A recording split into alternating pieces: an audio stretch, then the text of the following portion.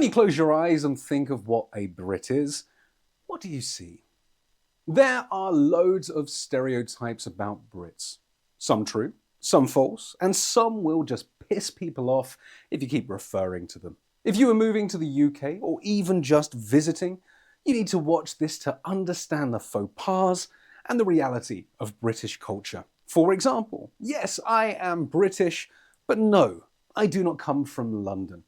Instead of asking British people, do you come from London? Ask them, where do you come from?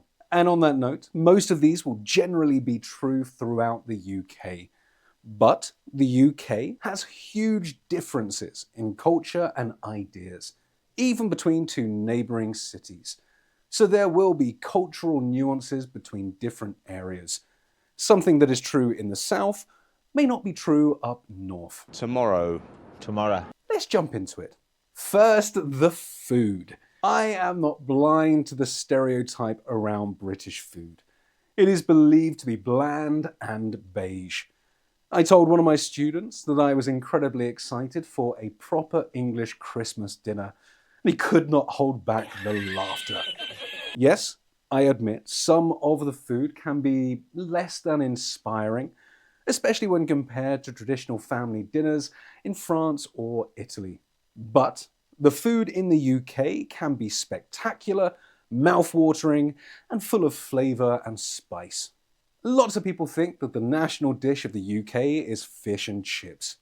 But, depending on the area, you may have people that much prefer a curry or even a cheeky Nando's. Now, Nando's, that is a restaurant you need to know if you want to live in the UK. Nando's I desire. British food is world food.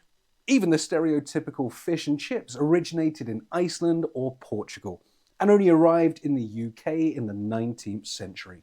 But if you want to find a craveable curry, cracking Cantonese food, captivating Caribbean and African cuisine, and sensational seafood, the UK brings it all together. Now I'm going to move on to the next topic before I start to sound like a The Great Britain advert.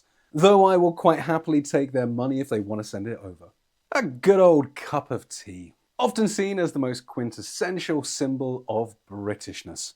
Yes, we do love and drink tea, but it's not as common as some of the stereotypes state.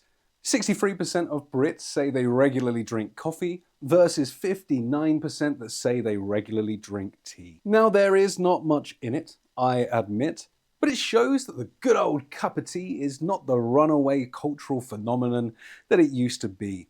If a friend invites you out for a catch-up, it will more likely be in a coffee shop rather than a tea room, and they will more likely order a flat white rather than a tea. On the idea of social drinking, of course we have beer. The stereotype will tell you that Brits love drinking warm beer. We do drink ale and stouts, like Guinness, but this is not the standard, and these should also be served at about 12 degrees C. A 12-degree bath would not be that warm. In the UK, for the most part, we love our beer, and more specifically, lager. Stella, Peroni, Heineken, but personally, well, I love my cider. If you're going to grab a round, I'll have a Thatcher's Gold. Again, not sponsored. Now, there is a massive stereotype when it comes to YouTubers, always asking people to like and subscribe. So today I will break that stereotype. This next one is at the same time true and false. Talking about the weather. We can be known to talk about the weather, especially if it is out of the ordinary. God, weird weather today, can't make up its mind. But for lots of Brits, we use this when we can't think of any other topics for small talk. Most people will know what the weather is like today, and it is quite difficult to insult someone when talking about the weather. Wow, it's horrible weather today. It's been raining cats and dogs for hours. Fuck you, I love cats. It is our go-to talking point when we share no common interest with the person we are talking with. Also, once you experience 30+ degree heat in the UK, you will understand the English social media posts. 35 degrees in Spain, heaven on earth. 30 degrees in the UK, well, we welcome the impending apocalypse. At-home air conditioning is a rarity, and our only salvation may be the frozen aisle at Morrison's. Let's change it up. While those stereotypes are not all they're cracked up to be, maybe let's review some home truths where stereotypes stand up to snuff. Politeness in the UK is huge, and this can be your downfall if you don't take part in it. Another one of my students moved from India to Wales and could not understand why people were treating him poorly. Well, he wasn't using his P's and Q's. In the UK, the expression please is taught to children as the magic word. I was once queuing in Subway, the sandwich shop, not the American underground. The sandwich artist refused to start his creative masterpiece until the customer in front added please to his order.